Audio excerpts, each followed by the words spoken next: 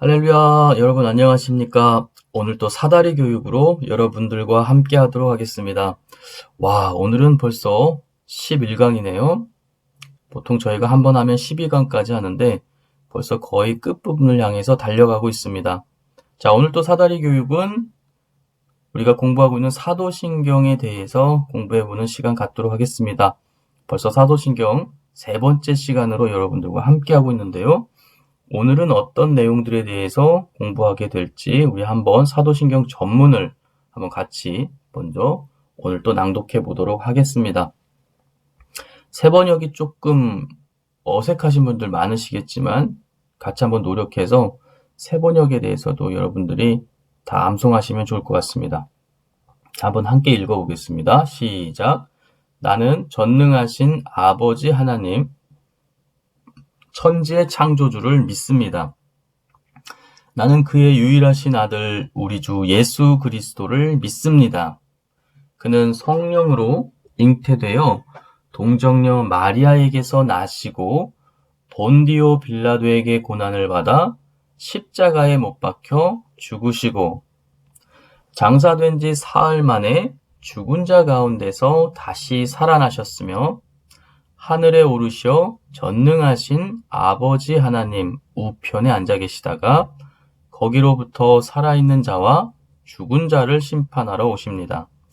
나는 성령을 믿으며 거룩한 공교회와 성도의 교제와 죄를 용서받는 것과 몸의 부활과 영생을 믿습니다.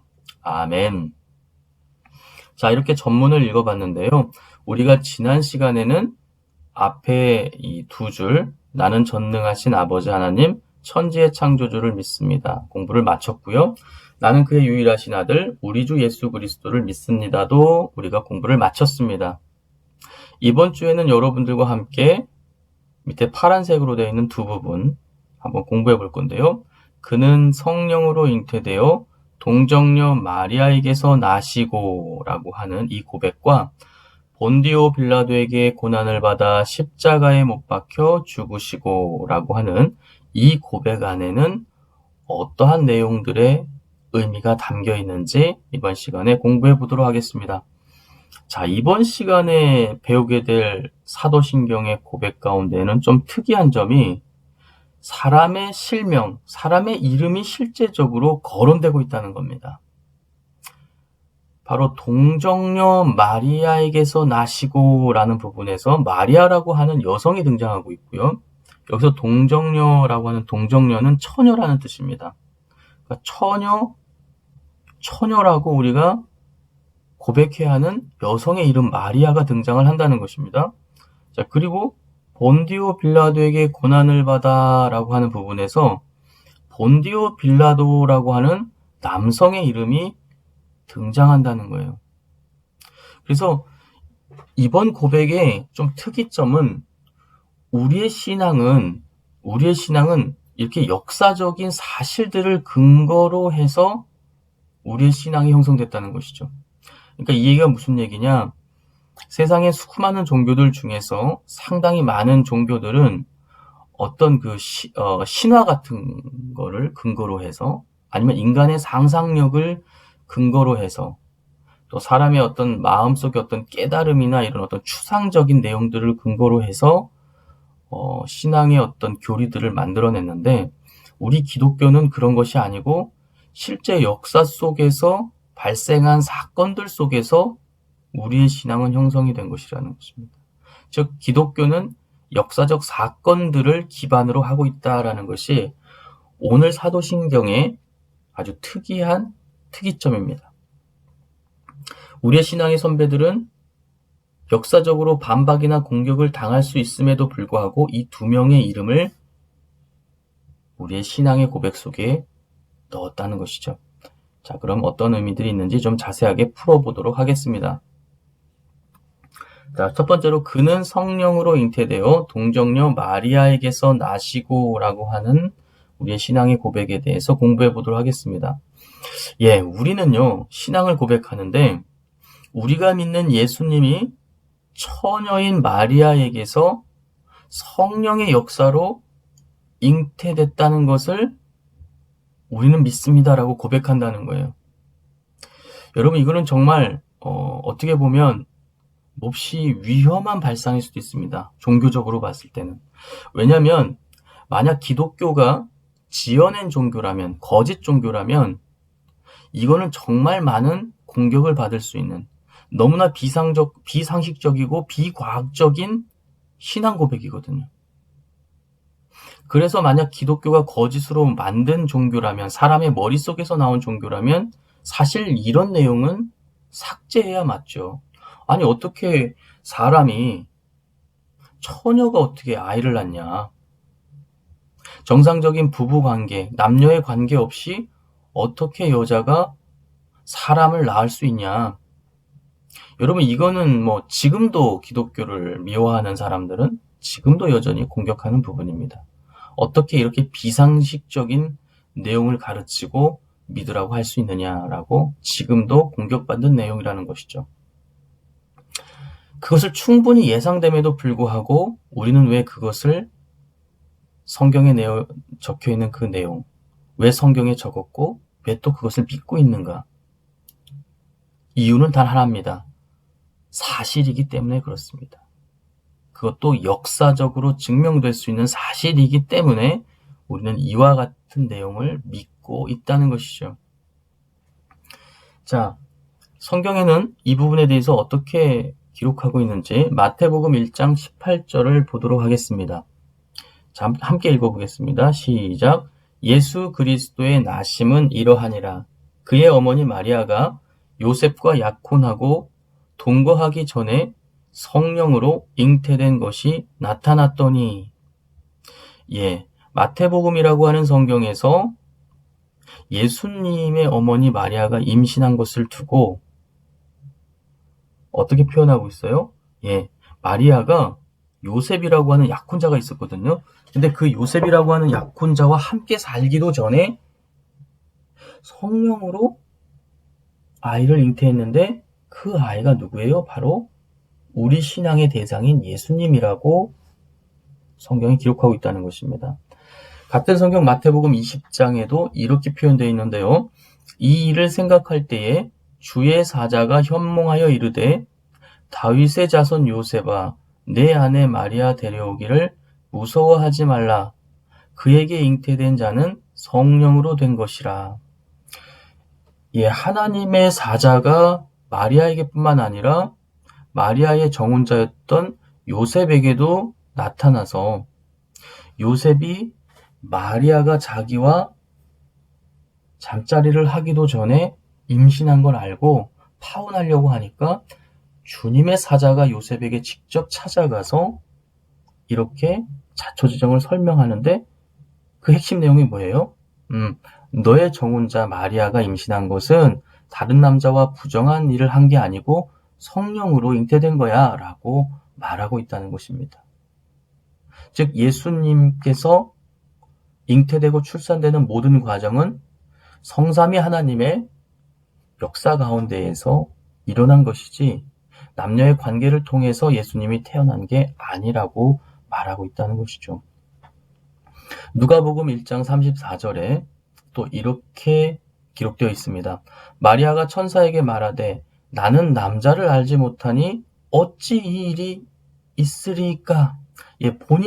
마리아 본인조차도 도저히 이게 납득할 수 없는 일이었지만 그는 성령님의 역사로 말미암아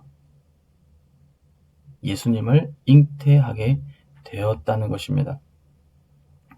자, 여러분, 근데 지금도 많은 사람들이 이 마리아가 예수님을 성령으로 잉태해서 출산했다는 이 사실을 믿지 않고 있고 또 이것을 여전히 공격하고 있거든요. 그래서 저는 개인적으로 이런 생각을 해봐요. 저도 동물들의 번식, 즉 임신과 출산을 돕는 수의사인데 과연 진실은 뭘까? 정말 마리아가 부정한 방법을 통해서 임신하고 나서 그걸 거짓말로 이렇게 둘러댄 것일까? 아니면 정말 마리아가 성령의 역사로 잉태한 것일까? 이 부분에 대해서 가장 정확한 진실을 알고 있는 사람은 사실 누구겠습니까? 저는 마리아라고 생각합니다. 마리아만이 정말 진실을 알고 있겠죠. 사실 남자들보다는 여자 쪽이 더 정확하게 알 수 있습니다. 자, 그런데 그 마리아가 자신이 낳은 예수님을, 자신의 아들을 정말 하나님의 아들로 믿고 평생을 순종하며 따랐다는 것이죠. 저는 이 부분에서 이게 그 어떤 역사적 근거보다도, 과학적 근거보다도 더 강력한 증거가 아닌가. 본인이 정말 부정한 방법으로 낳은 아이라면 그 아이가 하는 말을 평생 감동하고 믿고 순종하며 따를 수 있었을까? 또 자기가 부정한 방법으로 낳은 아이라면 그 아이가 유대 교도인들에게 학대받고 고통받고 십자가에서 처형당하는 그 직전까지 몰렸을 때 과연 정말 부정한 방법으로 낳은 아이라면 그 죽어가는 것을 보고만 있었을까? 저는 아니라고 보거든요. 마리아가 본인이 좀 수치스럽고 본인이 죽을 수 있겠지만 엄마라면 자기의 아들이 고통받는 모습을 지켜만 봤을까요? 그 앞에서 울고만 있었을까요? 아마 나서서 여러분, 제 아들은요, 실은 하나님의 아들이 아니고 제가 몇 날 몇 시에 부정한 방법으로 임신한 누구누구의 아들입니다. 라고 실토하지 않았을까요? 그래서 아들을 살리지 않았을까요? 하지만 마리아는 그렇게 하지 않았다는 것입니다. 처절한 고통 속에서 죽어가는 아들의 모습을 보면서 그저 눈물 흘렸다는 것이죠. 여러분, 왜 그랬겠습니까? 진실은 하나죠.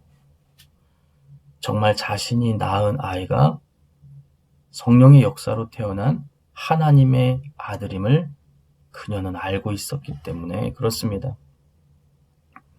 자, 처녀의 몸에서 성령의 역사로 태어났다라고 하는 이 고백 안에는 어떤 깊은 의미가 담겨 있는가? 자, 학자들은 이렇게 해석합니다. 성경은 예수님이 이 땅에 왜 오셨어요? 예, 죄인들인 우리들의 죄를 대신 갚아주시고 우리를 죄에서 건져내시고 구원해 주시기 위한 대속의 제물로서 오셨는데, 만약 모든 사람과 똑같이 그냥 태어났다면 원죄를 안고 태어났을 텐데, 여러분 원죄가 뭔지 아시죠? 우리가 지난 사다리 교육 때 공부를 했습니다. 모든 인간은 태어날 때 뭘 안고 태어나요? 예, 태어나는 순간 우리는 모두 원죄를 안고 태어난다. 즉 심판의 대상으로 태어난다는 거예요.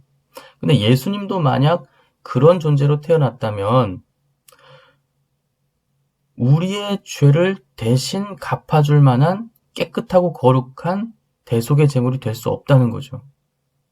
쉽게 얘기해서 과거에는 우리의 죄를 씻기 위해서 동물로서 제사를 지냈는데 그 동물은 어떤 동물을 골라야 했냐면 아주 흠없고, 흠이 죄거든요. 아주 흠없는 아주 깨끗한 제물을 고르게 하나님께서 고르라고 말씀하셨어요. 왜냐하면 본인이 죄 덩어리면 남의 죄를 무슨 갚습니까? 본인 죄 감당하기도 바듯한데. 그래서 과거에 동물로 제사를 지을 때는 아주 깨끗하고 흠없는 동물을 골라서 죄를 감당하게 했다는 거예요.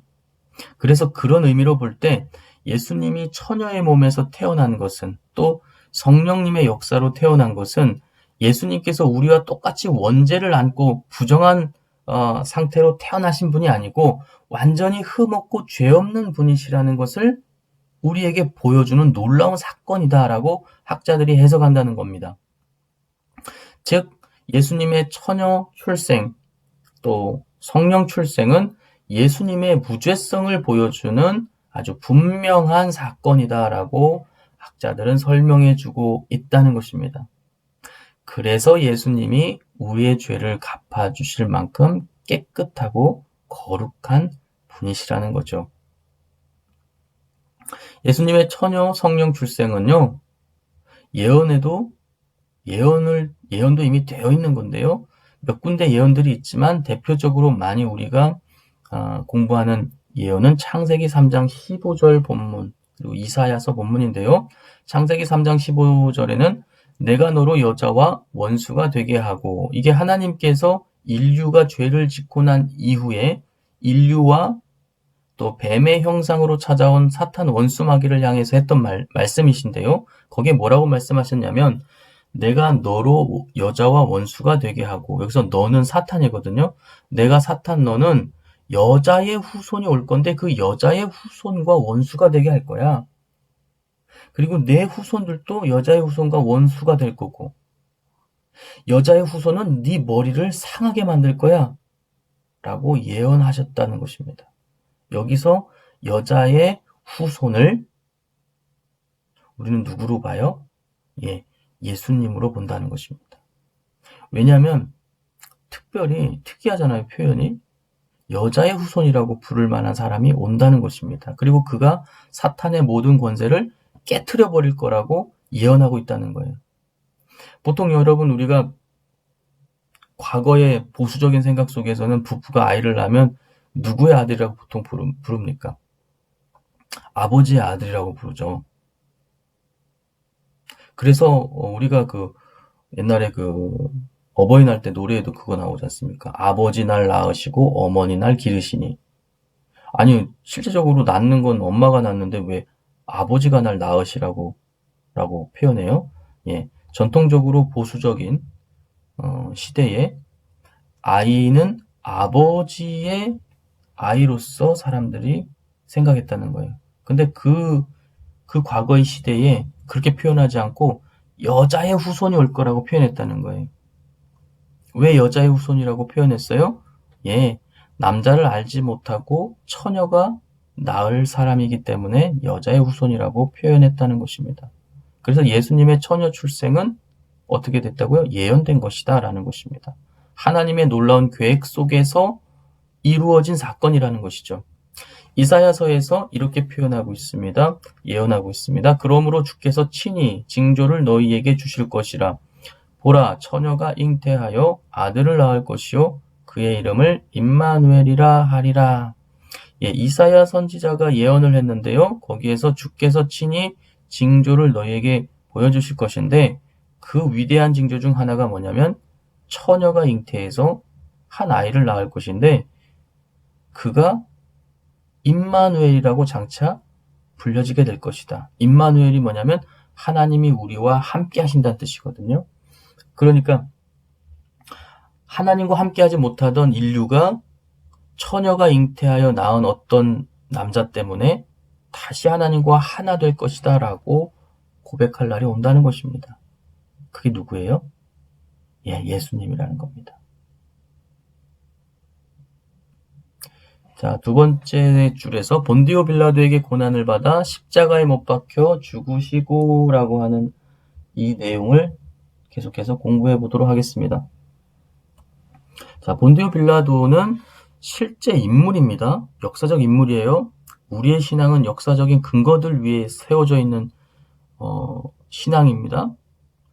다른 수많은 종교들과 달라요. 우리는 신화나 어떤 추상적인 내용들, 또 개인적인 생각과 믿음 속에서 세워진 종교가 아니고 역사적인 사건들을 기반으로 하고 있는 종교입니다.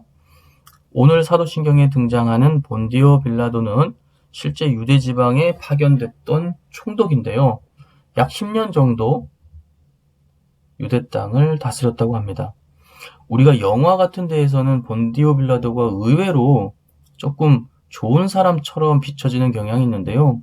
실제 역사적인 사건들을 근거해보면 그는 탐욕적이고 아주 재물을 탈취하는 데 능숙했고 또 포악한 사람이었고 잔인한 사람이라고 평가될 수 있습니다. 실제 이게 맞는 거죠. 근데 우리가 영화에서는 약간 유대교도들을 너무 안 좋게 이제 묘사해야 되다 보니까 상대적으로 본디오 빌라도가 좀 좋은 사람처럼 이렇게 그려지고 있는데, 본디오 빌라도 그렇게 좋은 사람 아닙니다. 탐욕적이고 또 포악하고 잔인한 사람이 맞습니다. 우리에게는, 신앙인들에게는 빌라도의 보고서 한때 엄청나게 유행했었죠. 저도 대학교 때 이 빌라도의 보고서가 거의 필독서였는데 굉장히 유명하죠. 여담이지만 이제 빌라도의 보고서는 그렇게 학자들이 신뢰할 만한 자료로 보지는 않습니다. 자, 이 본디오 빌라도에게 우리 예수님은 끌려가셔서 먼저 신문을 당하시는데요. 본디오 빌라도에게 끌려가기 전에 예수님은 이미 안나스라고 하는 전직 대제사장과 가야바라고 하는 유대교의 현직 대제사장에게 신문을 당하셨고요. 그리고 본디오 빌라도에게도 신문을 당했고, 또 총독이 본디오 빌라도지만 그 지역에 왕도 있었습니다. 유대 왕 헤롯에게도 끌려가서 신문을 당하시게 됩니다. 그러니까 우리의 고백 안에는 이 모든 사실을 우리는 인정하고 믿습니다 라고 고백한다는 것이죠. 신문이 끝나고 나서 예수님은 고난을 받게 되시는데요. 매질을 당하시고 온갖 모욕을 당하시고 종국에는 십자가에서 사형을 당하시게 됩니다. 이것을 조금 이제 학술적인 용어로는 예수님의 순환이라고 부릅니다. 순환은 우리가 생각하는 그 한자 순환이 맞습니다. 그래서 예수님의 고난보다는 예수님의 순환이란 말을 많이 쓰더라고요, 학자들은. 그래서 이 사건들을 예수님의 순환이라고 부르는데, 예수님은 이 땅에 오셔서 매질을 당하시고, 이 땅에서 이제 돌아가시기 직전에 신문 당하신 뒤에 끌려가서 매질을 당하셨다는 거예요. 그래서 로마의 병사들이 채찍에다가, 가죽 채찍에다가 보통 끝에 죄인들을 후려칠 때 그 채찍의 끝에는 동물의 뼈를 이렇게 묶어 두어서 맞을 때마다 살점이 패어나가는 극한의 고통을 받는다고 하는데요. 그 매질을 예수님이 당하셨다는 것입니다. 또 매질을 당할 때에 유대교 사람들에게 온갖 모욕을 당하셨고요. 온갖 또 십자가를 메고 사형을 집행할 장소로 가는 동안에도 온갖 모욕을 당하셨죠. 온갖 침뱉음과 온갖 말들과 또 로마 병사들의 희롱을 다 감당하셨습니다. 그리고 종국에는 십자가에서 돌아가시게 되는 것이죠. 예수님께서 돌아가셨던 십자가는 죄인들을 사형하는 형틀이었죠. 그 십자가라고 하는 형틀에 원래는 중범죄자들을 매달아서 길거리나 원형 경기장 또 어떤 언덕 같은 데에서 사람을 사형시켰다고 합니다. 그러니까 따지고 보면 사람을 죽이는 도구가 그 위에서 예수님이 죽으심으로 말미암아 지금은 사람을 살리는 상징이 된 것이죠. 예수님께서 십자가에서 돌아가신 사건은 우리에겐 정말 엄청난 사건인데요. 이 사건을 통해서 우리가 죄에서 벗어날 수 있는 길이 열리게 된 것이고 우리가 하나님과 함께 할 수 있는 길이 열리게 된 것이죠. 그래서 예수님이 임마누엘이라고 불려지게 되는 것입니다. 하나님과 우리가 분리되어 있었는데 우리가 하나님을 떠나 있었는데 또 하나님은 우리의 죄로 인하여 우리를 심판하셔야 되는데 예수님의 죽으심을 통해서 이 십자가 사건을 통해서 우리가 다시 하나님과 함께하는 시대가 열렸다는 것입니다. 여러분 하나님과 함께하지 않은 인생 얼마나 여러분 정말 고초가 많고 괴로움이 많습니까? 우리가 다시금 하나님과 하나 되어서 하나님께서 베풀어 주실 새로운 새하늘과 새 땅에 영원한 생명을 가지고 들어갈 길이 예수님의 십자가 사건을 통해서 열리게 됐다는 것이죠. 십자가에서 사형을 시키는 죄인들은 통상적으로 고통을 덜어주기 위해서 마지막으로 베푸는 자비가 쓸개를 탄 포도주를 먹여주는 것과 또 빨리 죽게 하거나 혹은 죽었는지 확인하기 위해서 쇠뭉치로 십자가에서 고통당하는 죄인을 다리뼈를 보통 무릎을 후려치는데요. 그래서 다리뼈를 꺾는 그런 관행들이 있었습니다. 하지만 예수님은 그것을 당하지 않으셨죠. 다 예언을 이루시기 위해서 그렇게 한 것입니다. 자, 이제 끝으로 시간이 좀 많이 흘렀는데 우리가 이 두 고백 안에서 많은 걸 공부해야 되지만 끝으로 예수님께서 십자가상에서 하셨던 이 7번의 말씀이 있어요. 이거를 이제 좀 어려운 말로는 가상칠언이라고 하거든요. 이 가상칠언할 때 이 가자가 나무를 뜻하는 한자예요. 그러니까 나무 위에서 하신 말씀, 7마디 말씀을 보통 가상칠언이라고 하는데 그 가상칠언에 대해서 공부하고 오늘 사다리 교육 마치도록 하겠습니다. 자, 먼저 처음으로 십자가상에서 고통 중에 우리 예수님께서 하신 첫 번째 말씀은 원수를 위해서 원수의 죄를 용서해달라고 대신 기도하셨던 내용입니다. 아버지여 저희를 용서하여 주옵소서. 즉 자기를 십자가에 매달고 또 죽이라고 아우성치는 그 사람들을 향해서 예수님께서 대신 하나님께 용서해 주세요. 저 사람들을 용서해 주세요. 라고 기도하셨다는 것입니다. 저들은 자기들이 무엇을 하고 있는지 알지 못합니다. 라고 대신 용서의 기도를 하셨다는 것입니다. 눈물이 나죠. 자신을 죽이라고 아우성치는 사람들의 죄를 그들에게 돌리지 말고 하나님 저 사람들의 죄를 용서해 주세요. 라고 기도하셨다는 것입니다. 또 두 번째 어떤 말씀을 하셨는가? 양 옆에 매달리셨던 강도들이 진실로 그 중에 한 강도가 예수님께 진실로 회개했죠. 자신의 삶을 후회하면서 진실로 회개하자 그에게 이렇게 말씀하셨습니다. 내가 진실로 내게 이르노니 오늘 내가 나와 함께 낙원에 있으리라.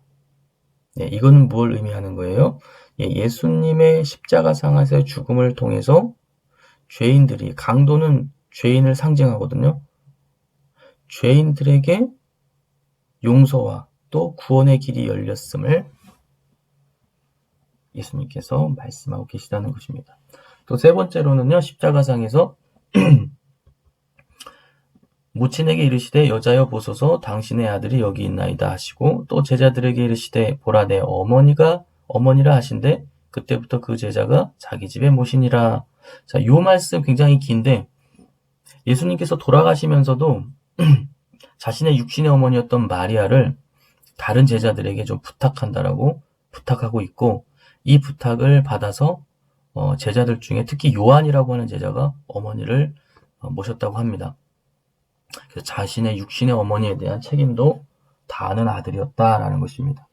요즘 얼마나 자기 부모를 내팽개치는 자녀들이 많습니까? 근데 예수님께서는 죄를 짊어지고 돌아가시면서조차도 육신의 어머니를 위한 마지막 배려를 하셨다는 것이죠. 자, 그리고 가장 마음이 아픈 말씀인데요. 제9시쯤에 예수께서, 여기서 제9시는 9시가 아니고 오늘날로 시간으로는 오후 3시쯤 된다고 합니다. 그때 예수님께서 크게 소리질러 이르시되 엘리 엘리 라마 사박다니라고 하셨는데 이 뜻이 하나님 나의 하나님 어찌하여 나를 버리셨나이까 라는 뜻이라 그래요. 그래서 십자가상에서 육신의 죽음을 고통을 맛보면서 또 일시적이긴 하지만 하나님과의 영적인 이 차단, 영적인 어떤 죽음을 맛보셨다는 거죠. 그래서 우리 인간들이 죄로 인해서 맛봐야 할 육신의 고통과 영적 고통을 다 예수님께서 다 경험하셨다는 것입니다. 왜요? 우리를 거기에서부터 건지시기 위해서.